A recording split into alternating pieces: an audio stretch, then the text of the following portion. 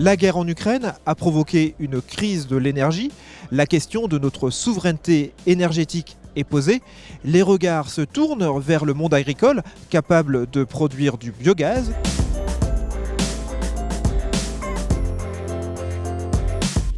Alors pourquoi une coopérative comme Euralis a besoin de Total Energy pour développer un projet biogaz? Est-ce que c'était pas mieux pour Euralis de garder son indépendance?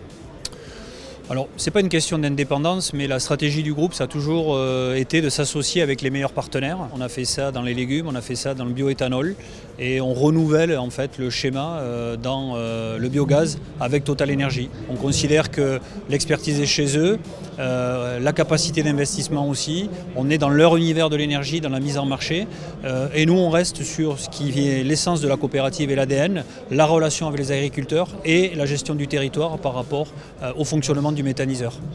Vous avez contractualisé avec eux? Comment ça marche ce partenariat?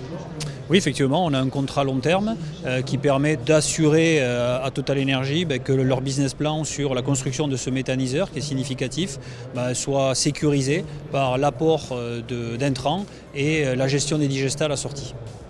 Ça représente quel volume? On est à terme sur 200 000 m3 environ de digestats qui vont être concernés sur 10 000 hectares de plants d'épandage.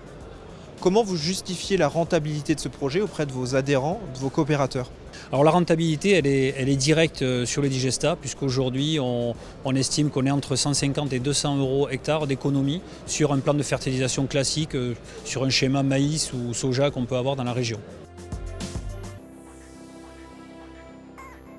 Est-ce que les agriculteurs méthaniseurs actuellement installés doivent craindre une concurrence sur les matières premières avec Total Energy? Non, parce que nous, l'objectif, c'est pas non plus justement de venir en concurrence avec des méthaniseurs qui sont déjà installés. Le but, c'est de travailler en bonne entente avec ce qui est déjà en fonctionnement sur la zone.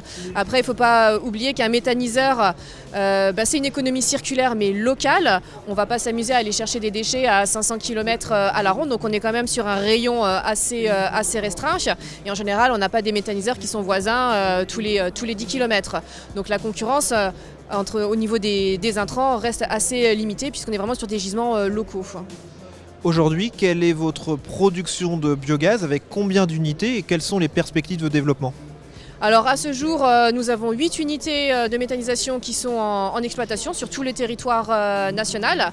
Et les objectifs de développement de Total Energy Biogaz sur le territoire français, c'est d'atteindre d'ici 2030 une production de biogaz de l'ordre de 5 TWh. Ça représenterait à peu près une soixantaine d'unités de méthanisation.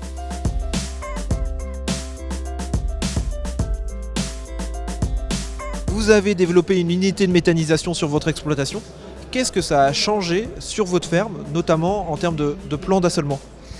Alors au niveau de l'exploitation, ce que ça a changé, c'est qu'on a des périodes d'implantation et de récolte qui ont amplifié déjà des périodes de semis que nous avions. On a travaillé de manière différente. Au lieu de travailler sur des couverts végétaux qui étaient implantés rapidement, on fait carrément une culture hivernale. Donc on travaille sur l'année, sur un assolement sur 365 jours, hiver-été. Et est-ce qu'il faut craindre, pour fournir les unités de méthanisation, une concurrence entre les cultures? Alimentaire? Non.